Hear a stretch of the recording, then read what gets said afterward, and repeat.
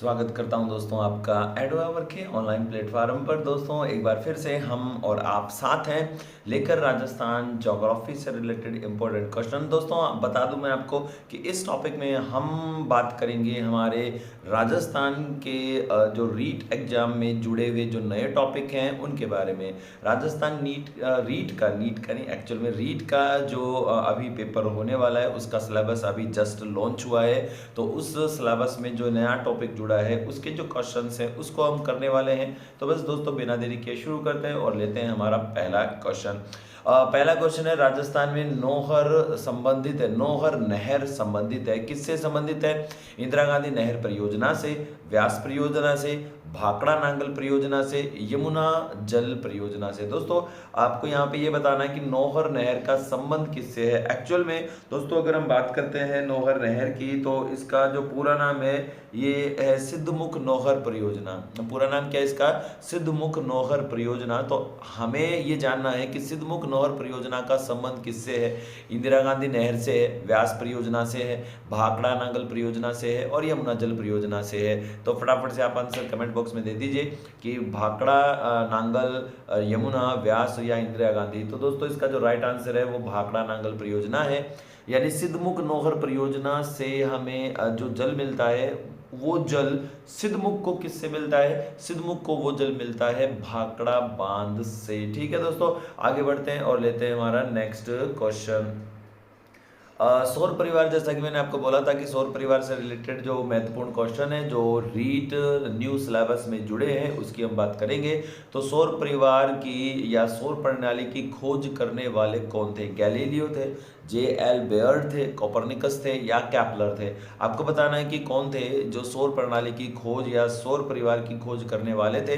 तो फटाफट से कमेंट बॉक्स में आंसर डाल दीजिए कि सौर परिवार की खोज करने वाले कौन थे? गैलीलियो, बेयर्ड, कोपरनिकस और कैपलर। तो दोस्तों राइट आंसर जो है वो है कोपरनिकस। कोपरनिकस वो व्यक्ति थे जिन्होंने सौर प्रणाली की खोज की थी। ठीक है, आगे बढ़ते हैं नेक्स्ट क्वेश्चन पे। नेक्स्ट क्वेश्चन है, निम्नलिखित में से कौन सौर मंडल का भाग नहीं है? सौर परिवार, सौर मंडल यानी सौर परिवार एक ही बात है। तो क्षुद्र ग्रह, धूमकेतु, ग्रह, निहारिका, इनमें से कौन है जो सौर मंडल के भाग नहीं है? सौर मंडल के भाग नहीं है क्षुद्र ग्रह, धूमकेतु, ग्रह, निहारिका। याद रखना है कौन है ये क्षुद्र ग्रह। क्षुद्र ग्रह जिसको हम एस्ट्रॉइड कहते हैं। धूमकेतु ऐसा होता है कि सूर्य के चारों ओर चक्कर लगाने वाले ऐसे आकाशीय पिंड होते हैं जिनके पूंछ होती है और सूर्य के विपरीत में पूंछ होती है। तो और ग्रह तो आप जानते ही हैं जो सूर्य के चक्कर लगाते हैं जिन पर जीवन संभव है कुछ पर। और उसके बाद आती है बात निहारिका की। तो दोस्तों यहाँ पे जो राइट आंसर है वो राइट आंसर है निहारिका। एक्चुअल में सौर परिवार निहारिका से रिलेटेड नहीं होता है। निहारिका क्या होता है कि हमारे जो तारों का जो समूह होता है, तारों का जो समूह होता है उसको हम निहारिका कहते हैं। लेते हैं दोस्तों हमारा नेक्स्ट क्वेश्चन। नेक्स्ट क्वेश्चन जो है वो है, ब्रह्मांड में विस्फोटी तारा किसे कहा जाता है? विस्फोटी तारा का मतलब है कि ऐसे तारे हैं जो बहुत ज़्यादा चमकीले हैं, अचानक से नहीं दूर से ही नज़र आने लगते हैं, दूर से ही ये तारे नज़र आ जाते हैं, इन्हें हम विस्फोटी तारा कहते हैं। ये कहाँ मिलेंगे? ये कौन से होते हैं? धूमकेतु होते हैं या उल्का पिंड होता है या लुब्धक तारा होता है या तारा होता है, कोई भी तारा। तो विस्फोटी तारा किसे कहा जाता है? धूमकेतु, उल्का, लुब्धक तारा या तारा। तो दोस्तों यदि हम आंसर की बात करते हैं तो यहाँ पे जो विस्फोटी तारा होता है यानी कि जो हमें सबसे चमकीला दूर से ही नजर आने लगता है तो वो जो तारा होता है उसको हम लुब्धक तारा कहते हैं। लुब्धक तारा जो होता है ये क्या है? सबसे ज्यादा विस्फोटी तारा देखने को मिलता है, विस्फोट के रूप में हमें देखने को मिलता है। विस्फोट का मतलब है बहुत ज्यादा चमकीला है, सब तारों में दूर से ही नजर आ जाता है। ठीक है, तो आगे बढ़ते हैं नेक्स्ट पे। नेक्स्ट क्वेश्चन है, अंतरिक्ष में कुल कितने तारामंडल है? ये सीधा सा मैं आपको आंसर बता देता हूं दोस्तों। अंतरिक्ष में जो तारामंडल है उनकी टोटल संख्या है 89। ठीक है, ये ध्यान रखना है। तो 89 इसका आंसर हो जाएगा। 89 जो है ये कुल तारामंडल है हमारे अंतरिक्ष में। लेते हैं हमारा नेक्स्ट क्वेश्चन। वैज्ञानिक जिसने सर्वप्रथम खोज की थी कि पृथ्वी सूर्य के चारों ओर घूमती। बहुत ही शानदार क्वेश्चन है दोस्तों। किसने बताया था पहली बार कि पृथ्वी गोल है और सूर्य के चारों ओर चक्कर लगाती है? यदि हम भारतीय विद्वानों की बात करते हैं तो भारतीय विद्वान में ब्राह्मणिर हैं और आर्यभट्ट हैं। ब्राह्मणिर और आर्यभट्ट ने ये पहली बार बता दिया था कि पृथ्वी गोल है और सूर्य के चारों ओर चक्कर लगाती है। आपको यहाँ पे बताना है इन ऑप्शन में से कि वो कौन है जो ये बताता है कि पृथ्वी गोल है और सूर्य के चारों ओर चक्कर लगाता है। तो दोस्तों इसमें जो राइट आंसर होगा बताइए फटाफट से। न्यूटन है, डाल्टन है, या कोपरनिकस है, या आइंस्टीन है?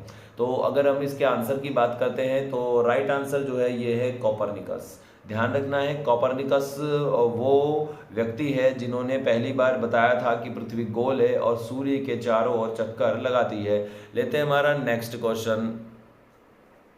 नेक्स्ट क्वेश्चन है, नॉर्वे में अर्धरात्रि या मध्य रात्रि के समय सूर्य कब दिखाई देता है? दोस्तों इसका जो आंसर है वो बताना है आपको। 21 मार्च को, 23 दिसंबर को, 21 जून को, या 22 दिसंबर को। यानी नॉर्वे में अर्धरात्रि के समय सूर्य कब दिखाई देता है? अर्धरात्रि के समय दोस्तों ऐसा है कि एक समय ऐसा आता है जब सूर्य जो है नॉर्वे में आधी रात को ही निकल आता है, और ऐसा तब होता है जब सूर्य उत्तर गोलार्ध में कर्क रेखा पर सीधा चमकता है। आपको इस ऑप्शन में से देख के बताना है कि वो कौन सी तिथि है जब सूर्य उत्तर गोलार्ध में सीधा चमकता है और जब नॉर्वे में जो सूर्य है दिखाई पड़ता है कब? आधी रात को ही। तो इसका जो राइट आंसर होने वाला है, इसका राइट आंसर मैं बता देता हूँ, 21 जून है इसका राइट आंसर। ध्यान रखना है, और इसीलिए हम नॉर्वे को मध्य रात्रि के सूर्योदय का देश भी कहते हैं। लेते हैं हम नेक्स्ट क्वेश्चन। नेक्स्ट क्वेश्चन है हमारा, निम्नांकित में से किन के बीच की औसत दूरी को खगोलीय एकक कहा जाता है? बहुत ही शानदार क्वेश्चन है, वेरी वेरी इंपॉर्टेंट क्वेश्चन है कि कौन सी ऐसी दूरी है इसमें कि पृथ्वी और सूर्य के बीच की है, पृथ्वी व चंद्रमा के बीच की है, बृहस्पति और सूर्य के बीच की है, प्लूटो तथा सूर्य के बीच की है। वो कौन सी दूरी है जिसको खगोलीय एकक कहा जाता है? तो दोस्तों यहाँ पे मैं आपको बता देता हूँ कि इसका जो राइट आंसर है वो क्या होने वाला है। पृथ्वी और सूर्य के बीच की जो दूरी है इसको हम खगोलीय एकक कहते हैं।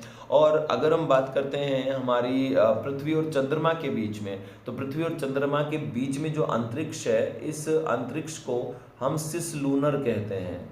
ये अंतरिक्ष कहलाता है सिस लूनर, ठीक है, ये भी ध्यान रखना है। तो कौन सा? पृथ्वी और चंद्रमा के बीच का जो अंतरिक्ष है इसको हम क्या कहते हैं? सिस लूनर कहते हैं, ठीक है। आगे बढ़ते हैं नेक्स्ट क्वेश्चन पे। नेक्स्ट क्वेश्चन, सूर्य के रासायनिक मिश्रण में हाइड्रोजन का प्रतिशत कितना है? 71% है, 61 है, 75% है, या 54 है? दोस्तों आपको मैं बता देता हूं कि हमारा जो सूर्य है वो सूर्य हाइड्रोजन और हीलियम गैस का गोला है, ठीक है। और इसमें सर्वाधिक मात्रा में हाइड्रोजन रहती है और हाइड्रोजन हीलियम में चेंज होती है और उसी से गुप्त ऊष्मा निकलती है। तो आपको ये आंसर देना है इनमें से कि सूर्य का जो रासायनिक मिश्रण है इसमें हाइड्रोजन का प्रतिशत कितना है। तो दोस्तों यहाँ पे याद रखिए कि हाइड्रोजन गैस का जो मिश्रण है वो है 71%, ठीक है। आगे बढ़ते हैं, नेक्स्ट क्वेश्चन पे आते हैं। नेक्स्ट क्वेश्चन है, निम्नांकित में से कौन एक तारा है? कौन सा एक तारा है? चंद्रमा है, शुक्र है, पृथ्वी है, या सूर्य है? आपको बताना है कि इनमें से तारा कौन है। चंद्रमा, शुक्र, पृथ्वी, सूर्य है। अगर आप चांद को देखते हो, चांद तो चंद्रमा बोलना ही ठीक है, क्योंकि चांद तो सबके अलग अलग होते हैं, है ना। सुना ही है आपने, चांद आया नजर, मुझे मेरा चांद आया नजर, है ना। तो चांद सबके अलग अलग होते हैं यहाँ पे। बट हम बात कर रहे हैं चंद्रमा की। हमारा क्वेश्चन कहाँ गया? तो चंद्रमा, शुक्र, पृथ्वी, सूर्य। तो राइट आंसर जो है ये है कि कौन एक तारा है। तो दोस्तों याद रखिए कि इनमें से सूर्य एक तारा है और पृथ्वी के सबसे नजदीक का तारा है ये, ठीक है, ध्यान रखना है। लेते हैं हमारा नेक्स्ट क्वेश्चन। नेक्स्ट है, सौर पृष्ठ पर लगभग कितना तापमान होता है? सौर पृष्ठ का मतलब सूर्य की सतह पर, सूर्य की सतह पर लगभग कितना तापमान होता है? तो दोस्तों हमारी जो सूर्य की सतह है, इस सतह पर होता है करीब 6000 डिग्री सेंटीग्रेड जो है वो सूर्य की सतह पर तापमान दिखाई पड़ता है, 6000 डिग्री सेंटीग्रेड, याद रखिए। नेक्स्ट हम लेते हैं क्वेश्चन। नेक्स्ट क्वेश्चन है, सूर्य की सतह पर हाइड्रोजन के अलावा दूसरा कौन सा तत्व बहुतायत में पाया जाता है? Helium, neon, argon, oxygen. जैसा मैंने आपको बताया था कि हमारा जो सूर्य है ये दो गैसों का गोला है, हाइड्रोजन और हीलियम। इसमें हाइड्रोजन करीब 71% मिलती है, शेष जो है वो हीलियम देखने को मिलता है। और अगर हम बात करते हैं हमारे इसमें आंसर की, तो एक्चुअल में इसमें जो हमारा दूसरा तत्व है वो है हीलियम। ठीक है, ये ध्यान रखना है। तो हीलियम गैस का हीलियम और हाइड्रोजन का मिश्रण पाया जाता है हमारे सूर्य में। लेते हैं दोस्तों नेक्स्ट, फटाफट से नेक्स्ट क्वेश्चन ले लेते हैं। सूर्य का प्रकाश पृथ्वी तक पहुंचने में कितना समय लेता है? सूर्य का जो प्रकाश है पृथ्वी तक आता है, पृथ्वी तक आने में ये कितना समय लेगा? 3 मिनट लेता है, या 8 मिनट 3 सेकंड लेता है, सॉरी 7 मिनट 3 सेकंड लेता है, 9 मिनट 4 सेकंड लेता है, या 10 मिनट लेता है? तो ये इजी क्वेश्चन है, सभी जानते हैं। मैं सीधा इसका आंसर दे देता हूँ कि हमारा जो सूर्य है वो पृथ्वी तक पहुँचने में, सूर्य नहीं एक्चुअल में, सूर्य को मत पहुँचाओ, सूर्य की किरणों को पहुँचने में यहाँ पे जो समय लगता है वो है लगभग 8 मिनट जो सेकंड है, 8 minute 30 second, maximum 8 minute 30 second लगता है हमारे पृथ्वी तक इसको पहुँचने में। ठीक है, नेक्स्ट जो क्वेश्चन है वो लेते हैं। सूर्य के सबसे पास कौन सा ग्रह है? सूर्य के सबसे पास जो ग्रह है वो कौन है? ठीक है, आपको ये बताना है कि सूर्य के सबसे पास का जो ग्रह है वो कौन है? बुध है, बृहस्पति है, शुक्र है, या मंगल है? तो दोस्तों यदि हम बात करते हैं हमारे सूर्य के सबसे पास के ग्रह की, तो सूर्य का सबसे पास जो ग्रह है ना वो है हमारा बुध ग्रह। ठीक है, ये ध्यान रखना, बुध जो ग्रह है ना वो सूर्य के सबसे पास का ग्रह है। ठीक है, याद रखेंगे आप। और सूर्य के सबसे कम समय में चक्कर भी बुध ही लगा लेता है, और इसको हम वैसे मरकरी कहते हैं ना, मरकरी कहते हैं इस बुध को। तो हम आगे बढ़ते हैं नेक्स्ट क्वेश्चन पे। नेक्स्ट क्वेश्चन है, निम्नांकित में से कौन से ग्रहों के चारों ओर घूमने वाले उपग्रह नहीं है? यानी देखो क्वेश्चन को घुमाया हुआ है कि कौन से ग्रह के चारों ओर घूमने वाले उपग्रह नहीं है। सीधा कह सकता था कि कौन से वह ग्रह हैं जिनके उपग्रह नहीं है। ये तो हमें पता ही है कि उपग्रह ग्रहों के चारों ओर चक्कर लगाते हैं। तो यहाँ पे अगर हम बात करते हैं कि किसके उपग्रह नहीं है, किसके उपग्रह नहीं है, तो दोस्तों अगर हम बात करते हैं मंगल तथा शुक्र, बुध तथा शुक्र, मंगल तथा बुध, वरुण तथा प्लूटो। तो दोस्तों क्वेश्चन था कि किन ग्रहों के चारों ओर उपग्रह नहीं है, यानी घूमने वाले उपग्रह नहीं है। तो अगर हम बात करते हैं कि इनमें से किसके उपग्रह नहीं है, तो एक्चुअल में दोस्तों हमारे दो ग्रह ऐसे हैं जिनके कोई उपग्रह ही नहीं है। तो इनमें से दो ग्रह हैं वो हैं बुध और शुक्र। ये दो ऐसे ग्रह हैं जिनका कोई उपग्रह नहीं है। लेते हैं हम नेक्स्ट क्वेश्चन को। नेक्स्ट क्वेश्चन है 16 नंबर, निम्नलिखित में से कौन सा ग्रह सूर्य का चक्कर सबसे कम समय में लगाता है? बहुत ही शानदार क्वेश्चन है। अभी जस्ट मैंने आपको बताया भी था कि जो सूर्य के सबसे नजदीक का ग्रह है ना वो ही सूर्य के सबसे पहले चक्कर लगाएगा, ये तो कंफर्म है। और सूर्य के सबसे नजदीक का ग्रह है बुध। तो बुध जो है ना वो सूर्य के सबसे पहले चक्कर लगा लेता है, एक परिक्रमा कंप्लीट कर लेता है। और सूर्य के सबसे जो पहले चक्कर लगाता है वो है हमारा बुध, मात्र 88 दिन में, 88 दिन में एक चक्कर को पूरा कर लेता है सूर्य के चारों ओर। ठीक है, आगे बढ़ते हैं नेक्स्ट क्वेश्चन पे। सौरमंडल का कौन सा ग्रह लगभग पृथ्वी जितना बड़ा है? बुध, मंगल, शुक्र, यम। ठीक है, यम तो अब आपको जानते ही हैं, प्लूटो जिसको हम बोलते हैं, ये तो यम तो अब ग्रह का दर्जा ही इसको प्राप्त नहीं है, फिर भी ऑप्शन में यहाँ पे है। तो बट आपको फिर यम तो यानी प्लूटो तो निकल ही गया है। अब अपने पास क्या बचता है? बुध, मंगल, शुक्र, ये बचता है हमारे पास। बुध, मंगल और शुक्र बचते हैं। ठीक है, अब दोस्तों यदि हम बात करते हैं इसमें कि कौन से हैं, तो आप याद रखिए कि ये वो एक ग्रह है इसमें जिसको हम पृथ्वी की बहन कहते हैं, जिसका आकार लगभग पृथ्वी के जितना ही होता है। और ये जो ग्रह है ये है शुक्र, और शुक्र ग्रह को हम बोलते हैं वीनस। तो वीनस वो ग्रह है जो लगभग पृथ्वी के जितना बड़ा है, और इसीलिए इसको पृथ्वी की बहन भी कहते हैं। नेक्स्ट ग्रह नहीं, एक्चुअल में नेक्स्ट क्वेश्चन की बात करते हैं। सबसे चमकीला ग्रह है बृहस्पति, मंगल, शुक्र और बुध। दोस्तों फटाफट से आंसर कमेंट बॉक्स में दे दीजिए कि कौन सा सबसे चमकीला ग्रह है, बृहस्पति, मंगल, शुक्र और बुध। दोस्तों अगर हम बात करते हैं इसके आंसर की तो शुक्र जो है ना हमारा राइट आंसर में लगा देता हूं यहाँ पे कि जो शुक्र है ये क्या है, हमारा सबसे चमकीला ग्रह है। इसकी एक बात है कि ये जो हमारा शुक्र है इसके ऊपर सल्फ्यूरिक एसिड के बादल पाए जाते हैं, सल्फ्यूरिक एसिड के बादल पाए जाते हैं और जब सूर्य की किरणें इसके ऊपर गिरती हैं तो ये रिफ्लेक्ट कर देता है, परावर्तित कर देता है और वापस से ये रिफ्लेक्शन की वजह से क्या ये चमकता हुआ नजर आता है। तो सबसे चमकीला ग्रह है शुक्र। इसको हम भोर का तारा, सांझ का तारा, विशेषकर सांझ का तारा भी हम इसे कहते हैं। लेते हैं हमारा दोस्तों नेक्स्ट क्वेश्चन। पृथ्वी के सर्वाधिक निकट का कौन सा ग्रह है? ये तो आ गया ना शायद। पृथ्वी के सबसे नजदीक का ग्रह नहीं आया, सूर्य के सबसे नजदीक का। आपको बताना है कि पृथ्वी के सबसे नजदीक का ग्रह कौन सा है। शुक्र है, बुध है, मंगल है, बृहस्पति है। तो यहाँ पे अगर देखते हैं कि हम पृथ्वी के सबसे नजदीक का ग्रह कौन सा है, शुक्र, बुध, मंगल, बृहस्पति। तो राइट आंसर की अगर हम बात करते हैं दोस्तों, पृथ्वी शुक्र और मंगल के बीच में आती है। पृथ्वी किस किस के बीच में आती है? इधर तो है वीनस, इधर है अर्थ और इधर है मार्स। तो वीनस, अर्थ और मार्स है ना, बुध, शुक्र, पृथ्वी, मंगल, ऐसे। तो जो ये अर्थ है ना, ये अर्थ वीनस के सबसे ज्यादा पास है, सॉरी वीनस के नहीं, मंगल के पास है शुक्र के बजाय। ठीक है, ये ध्यान रखना है। नेक्स्ट क्वेश्चन को हम लेते हैं कि निम्नलिखित में से किसको भोर का तारा कहते हैं? बुध, शुक्र, पृथ्वी, शनि। तो दोस्तों भोर का तारा, सांझ का तारा ये शुक्र कहलाता है। तो मैं इसको बता चुका हूं, तो मैं ये सीधा ही आगे बढ़ा देता हूं। नेक्स्ट है पृथ्वी स्थित है। बहुत ही प्यारा क्वेश्चन, अभी जस्ट मैंने बताया था आपको कि पृथ्वी स्थित है शुक्र व मंगल के बीच में, मंगल व बृहस्पति के बीच में, शुक्र व बृहस्पति के बीच में, बुध व शुक्र के बीच में। दोस्तों आंसर दीजिए फटाफट से कमेंट बॉक्स में कि क्या इसका आंसर होगा कि हमारी जो पृथ्वी है वो स्थित है किन किन के बीच में? शुक्र व मंगल के बीच में, मंगल व बृहस्पति के बीच में, शुक्र व बृहस्पति के बीच में, बुध या शुक्र के बीच में।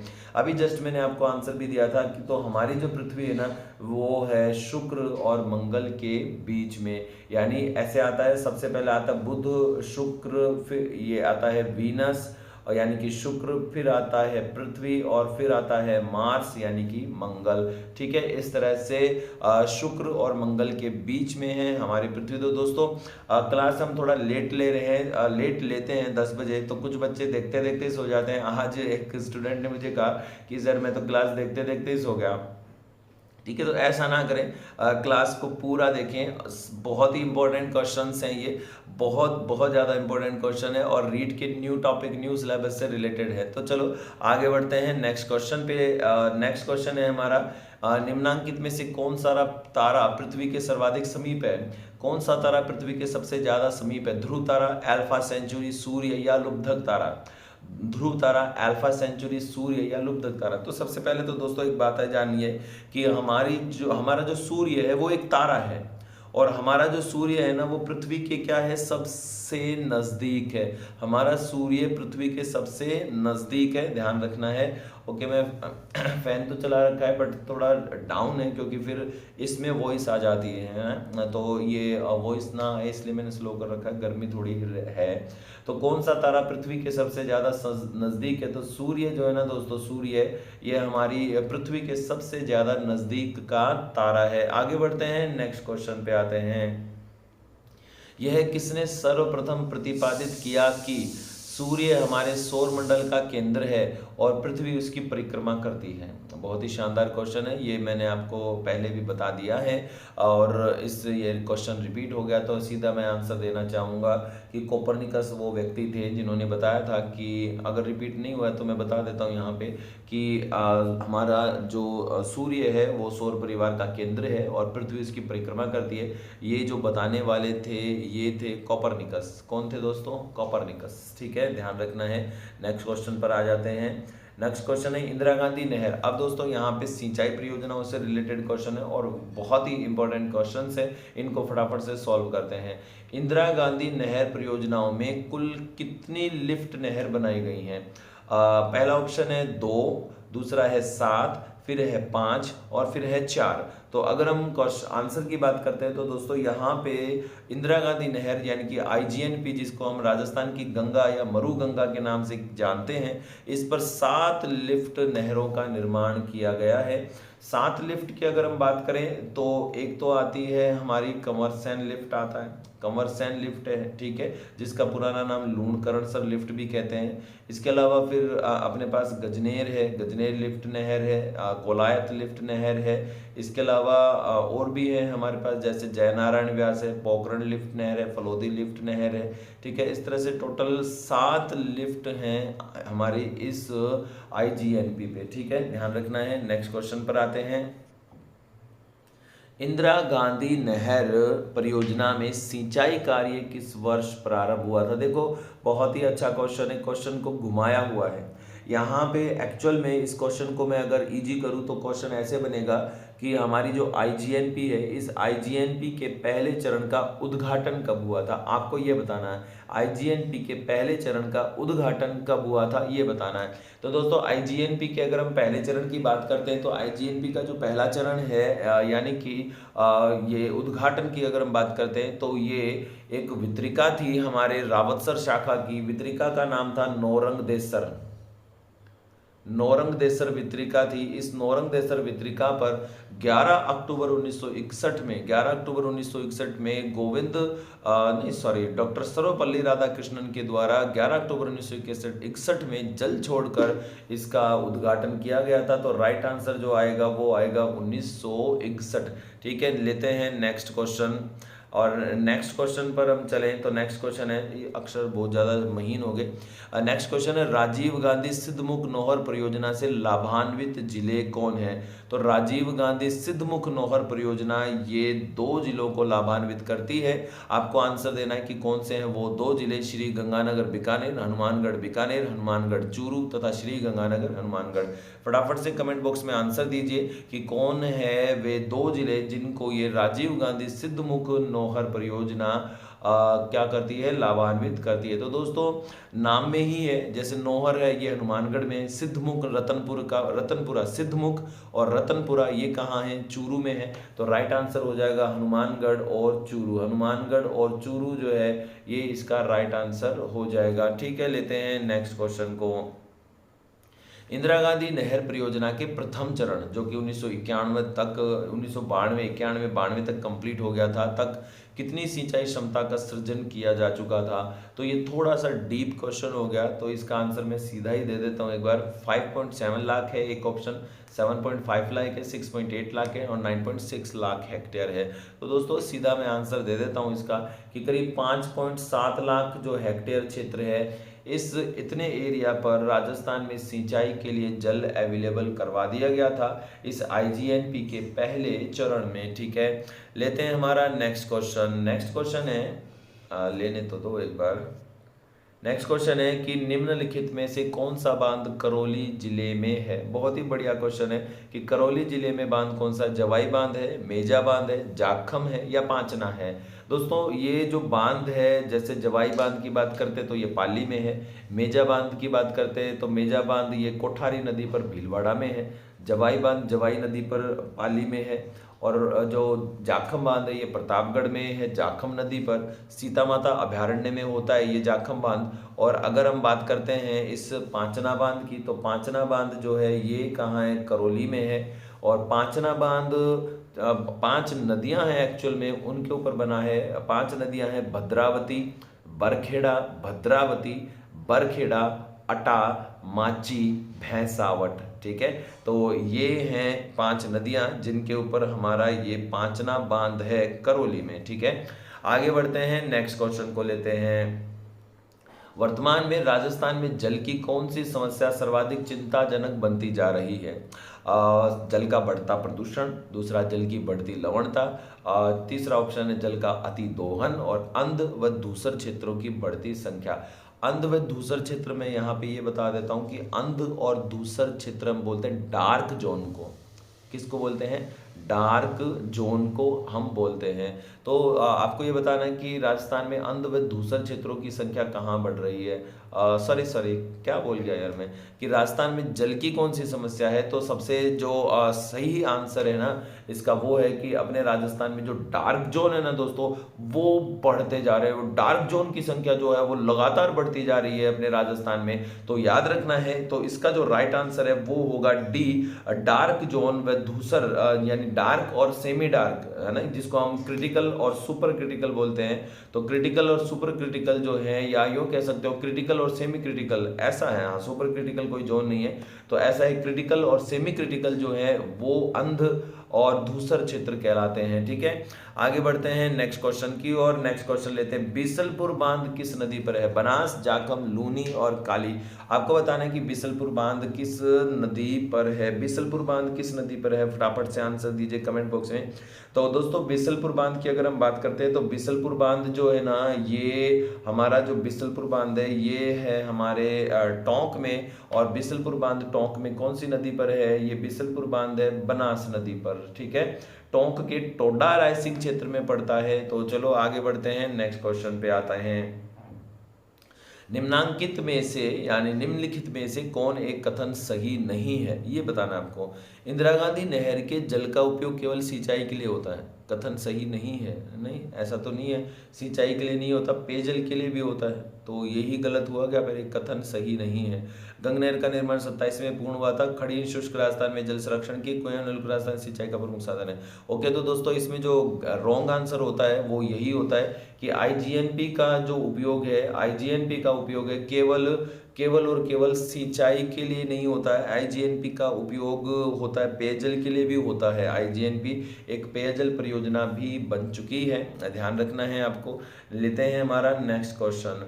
राजस्थान में सरस्वती परियोजना प्रारंभ करने वाली एजेंसी क्या है। दोस्तों सरस्वती परियोजना में बता देता हूँ क्या है, कि सरस्वती परियोजना ये है कि हमारे पश्चिमी राजस्थान में पेयजल उपलब्ध करवाने से संबंधित ये योजना है। अब प्रारंभ किसने की थी, तो आप देख लीजिए, oil and natural gas company Bharat सरकार, Rajasthan state mines and minerals limited, दूसरा है एक वेदांता समूह, और चौथा ऑप्शन है खान एवं भू विज्ञान विभाग राजस्थान। फटाफट से कमेंट बॉक्स में आंसर दे दीजिए कि कौन सी वह कंपनी है इनमें से जिसने सरस्वती परियोजना प्रारंभ की थी। तो दोस्तों ये एक पेयजल परियोजना है सरस्वती, और इसका जो आंसर है ये है oil and natural gas corporation, यानी शॉर्ट में हम बोलते हैं इसको ONGC। ONGC ये है, और ONGC ही है जो सरस्वती परियोजना का संचालन कर रही है, यानी आरंभ इसने किया है। आगे बढ़ते हैं नेक्स्ट क्वेश्चन पे। 12 सितंबर 2003 को इंदिरा गांधी नहर परियोजना के लिफ्ट नहरों का नामकरण महापुरुषों के नाम पर करने की घोषणा की गई है। निम्नलिखित में से किस योजना का परिवर्तित नाम चौधरी कुंभाराम है। ऑप्शन है आपके पास सहावा योजना, फलोदी योजना, कोलायत योजना या बांगड़सर योजना। सहावा, फलोदी, कोलायत, बांगड़सर। फटाफट से कमेंट बॉक्स में आंसर दीजिए, हम ज़्यादा से ज़्यादा क्वेश्चन ले पाएं। जल्दी से आंसर दीजिए कि कौन इसका सही आंसर होने वाला है, सहावा, फलोदी, कोलायत, बांगड़सर। तो दोस्तों अगर हम इसके राइट आंसर की बात करते हैं, तो हमारी जो नौहर साहवा लिफ्ट है ना, साहवा लिफ्ट है, इस साहवा लिफ्ट का ही नाम क्या है, चौधरी कुंभाराम लिफ्ट है नया नाम। ठीक है, लेते हैं हम नेक्स्ट क्वेश्चन। कौन सा बांध मिट्टी से बना, वाह बहुत ही शानदार क्वेश्चन है। मिट्टी से बना सबसे बड़ा बांध है ये राजस्थान में। ऑप्शन है जाखम, जवाई, पांचना या मेजा। आंसर दीजिए फटाफट से, 100 मत जाना, आंसर दो। जाखम, जवाई, पांचना या मेजा, इनमें से कौन सा वो बांध है जो राजस्थान का सबसे बड़ा बांध है मिट्टी का। आंसर है यहाँ पे दोस्तों पांचना बांध। पांचना बांध ये करौली में है और राज्य का सबसे बड़ा मिट्टी का बांध है। यूएसए के सहयोग से ये बनाया गया था। और 5 नदियों की जो बात करी थी ना, भद्रावती, बरखेड़ा, अटा, माची, भैंसावट, इन नदियों पर इस बांध का निर्माण किया गया है। नेक्स्ट क्वेश्चन हम लेते हैं दोस्तों। नेक्स्ट क्वेश्चन हमारा सेम ही मार्किंग हो गई क्या, ये भी 35, ये भी 35। तो हम लेते हैं हमारा क्वेश्चन कि चंबल परियोजना के अंतर्गत निर्मित बांधों में से कौन सा बांध राजस्थान में नहीं है? मैंने तो एक बैच में तो ये आज ही पढ़ाया था, बताइए कि कौन सा बांध राजस्थान में नहीं है? जवाहर सागर नहीं है, या कोटा बैराज नहीं है, या हमारा राणा प्रताप सागर नहीं है, या गांधी सागर नहीं है। आंसर कमेंट बॉक्स में दीजिए कि कौन सा बांध ऐसा है जो चंबल पर बना है बट राजस्थान में नहीं है। जवाहर सागर, कोटा बैराज, राणा प्रताप सागर और गांधी सागर। कमेंट बॉक्स में आंसर फटाफट से दे दीजिए कि कौन इसका राइट आंसर होने वाला है। तो दोस्तों चंबल पर बने जो बांध है ना, इनमें से जो गांधी सागर बांध है, गांधी सागर बांध ये मध्य प्रदेश के मंदसौर जिले में है, मध्य प्रदेश के मंदसौर जिले में है। तो याद रखना है ये बांध एक ऐसा है जो राजस्थान में नहीं, मध्य प्रदेश में है। लेते हैं दोस्तों नेक्स्ट क्वेश्चन। इस बार आपके कहने पर मैंने एक क्वेश्चन ज़्यादा लिए हैं, 50 क्वेश्चन लिया है और 50 क्वेश्चन को हम यहाँ पे करने वाले हैं। नेक्स्ट जो हमारा क्वेश्चन है वो है 36 नंबर कि जर्मनी सरकार की आर्थिक सहायता से झुंझुनू, चूरू, हनुमानगढ़ जिलों में पेयजल परियोजना चलाई गई। बहुत ही प्यारी सी योजना है ये। जर्मनी की एक KfW कंपनी है, उसके सहयोग से इसे चलाया गया था। परियोजना का नाम बताना है आपणी योजना, जाखम परियोजना, ईसरदा, अजान बांध। आंसर दीजिए कमेंट बॉक्स में। आपणी योजना, आप हाँ बिल्कुल राइट आंसर आपणी ही योजना है, आपणी योजना है। ये जर्मनी की KfW कंपनी के सहयोग से चलाया गया था इसको, आपणी योजना। जाखम जो परियोजना है, ये जाखम परियोजना प्रतापगढ़ में है, ईसरदा बांध सवाई माधोपुर में है, बनास पे, और अजान बांध गंभीर नदी पर है, भरतपुर में। ठीक है, ध्यान रखना है इन सभी परियोजनाओं को, सिलेबस में है, बहुत ही इंपॉर्टेंट है, न्यू टॉपिक है। आगे बढ़ते हैं। पावड़ी परियोजना क्या है? पावड़ी परियोजना, पावड़ी परियोजना ऐसा है कि जैसे हम बोलते हैं ना कि आप पधारिए, हमने आपके लिए पलक पावड़े बिछा रखे हैं। तो पावड़ा क्या होता है? मतलब ये जो दरी पट्टी जैसा कुछ होता है, इसको हम बोलते हैं, निम्न भूमि से संबंधित है ये। तो ये है एक्चुअल में पावड़ी परियोजना जल ग्रहण विकास से संबंधित है। पावड़ी परियोजना का संबंध है जल ग्रहण विकास से। हेलो दोस्तों, आप सो मत जाइए, बिल्कुल भी अच्छे से पढ़िए, बहुत ही इंपॉर्टेंट क्वेश्चन है। आपका जो एग्जाम है मात्र 40-50 दिन का टाइम आपके पास है।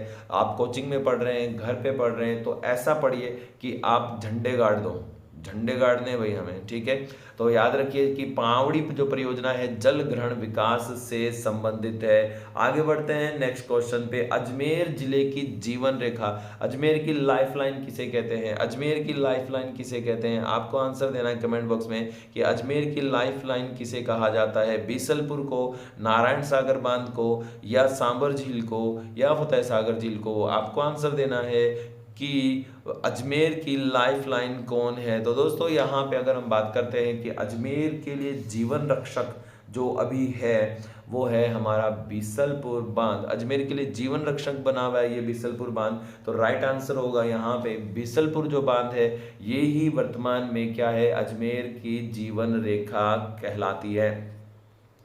आगे बढ़ते हैं। व्यास परियोजना के द्वितीय चरण में किस बांध का निर्माण हुआ था? दोस्तों आपको व्यास परियोजना के लिए एक कमीशन याद होगा, इराडी आयोग 1986 में बना था, और इस इराडी आयोग के अंतर्गत हमारे राजस्थान को जल मिलना तय हुआ था।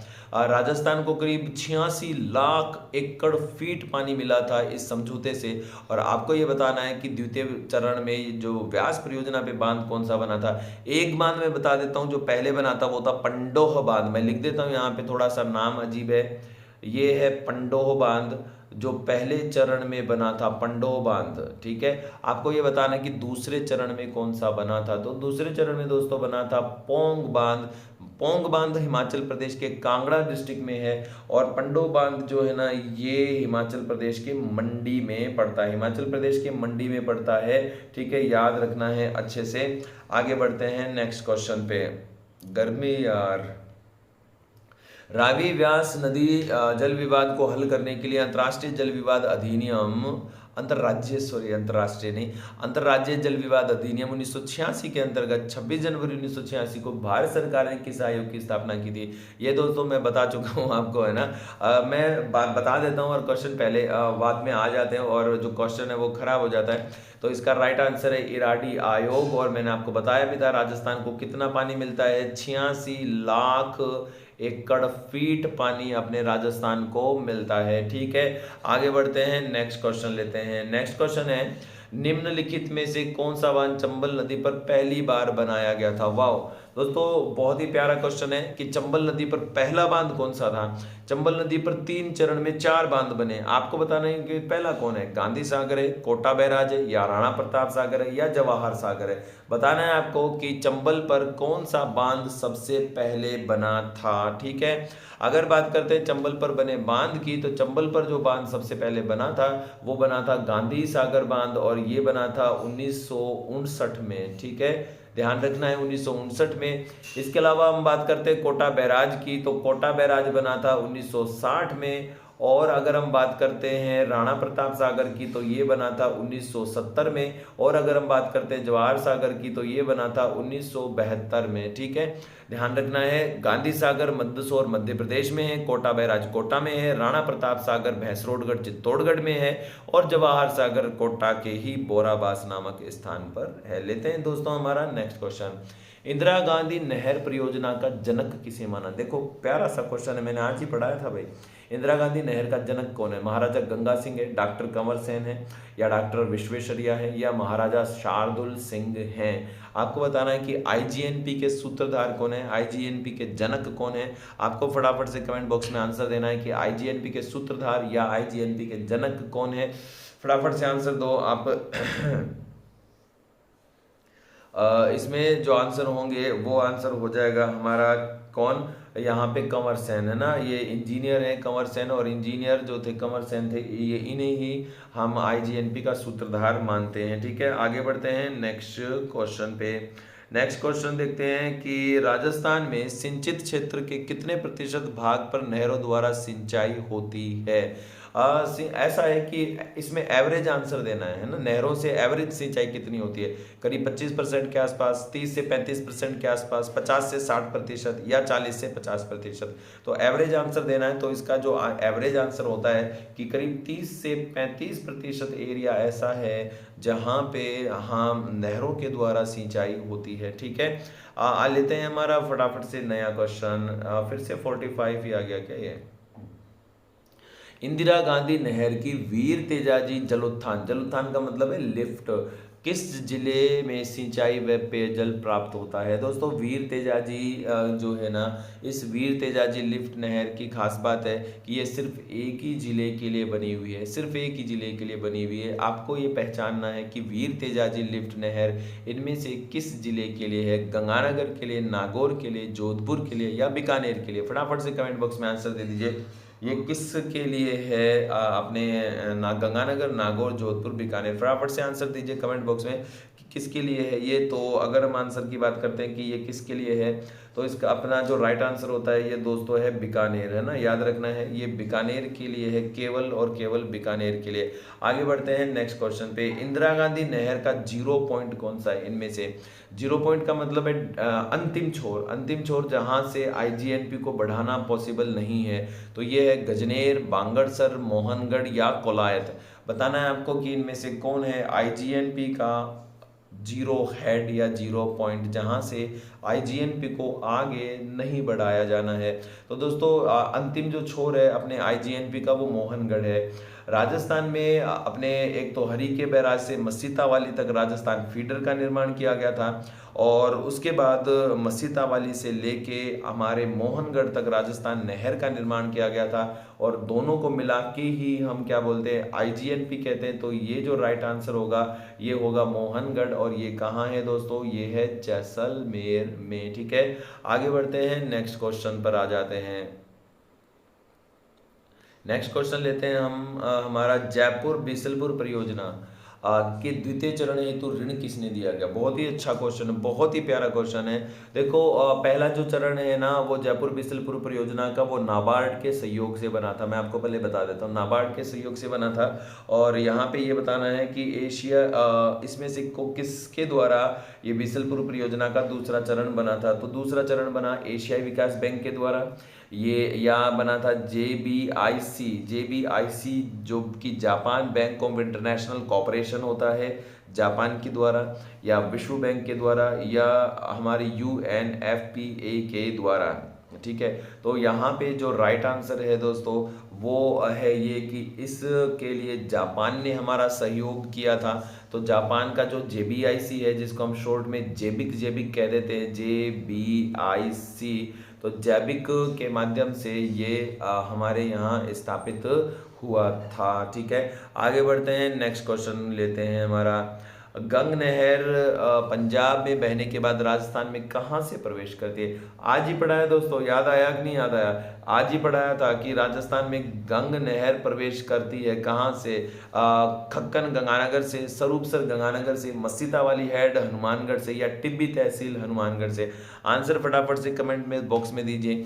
इनमें से एक बता देता हूं मैं कि मसीता वाली हेड से IGNP प्रारंभ होती है, यानी जो राजस्थान नहर है वो मसीता वाली हेड से प्रारंभ होती है। इसमें हम बात करें कि गंग नहर पंजाब के बाद राजस्थान में कहां से एंटर करती है, तो ये है स्थान खक्खन। इसको खक्खा भी लिखा जा सकता है, गला थोड़ा सा बैठ रहा है तो ऐसे खक्खा अटक गया ना, ठीक है। तो खक्खा या खक्खन है वो स्थान जहाँ पे अपनी IGNP राजस्थान में प्रवेश करती है। IGNP नहीं, सॉरी, गंग नहर राजस्थान। ये नेक्स्ट क्वेश्चन लेते हैं। राजस्थान के कुल कृषि क्षेत्र का लगभग कितना प्रतिशत भाग सिंचित है? राजस्थान में जितना भी कृषि क्षेत्र है उसका कितना भाग सिंचित है, ये भी मैंने कृषि में लिखवाया है आपको कि लगभग राजस्थान का कितना भाग सिंचित है, 10%, 30%, 42% या 55%। तो इसके अगर हम आंसर की बात करते हैं ना दोस्तों, तो लगभग हमारा जो 1/3 भाग है, 1/3 भाग है ना जो कृषि की भूमि का, वो सिंचित है। यानी कि इसका जो आंसर हो जाएगा वो आंसर होगा 30% भाग क्या है, सिंचित है। लेते हैं दोस्तों हमारा नेक्स्ट क्वेश्चन, और सेकंड लास्ट क्वेश्चन है ये, देखते हैं। हिंदुस्तान जिंक लिमिटेड द्वारा राजस्थान सरकार की साझेदारी से निर्मित परियोजना कौन सी है?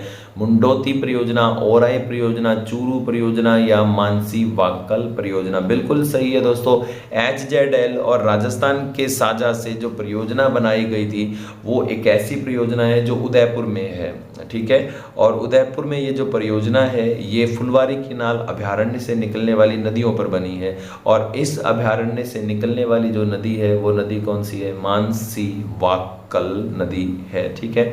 आगे बढ़ते हैं दोस्तों, लेते हैं हमारा नेक्स्ट क्वेश्चन।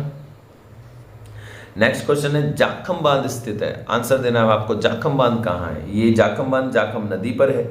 आपको ये बताना है कि कौन से अभयारण्य में है, सीता माता में है, शेरगढ़ में है, या बस्सी में है, या भैंसरोडगढ़ में है। आंसर दीजिए कमेंट बॉक्स में फटाफट से कि जाखम बांध कहाँ है, सीता माता, शेरगढ़, बस्सी, भैंसरोडगढ़।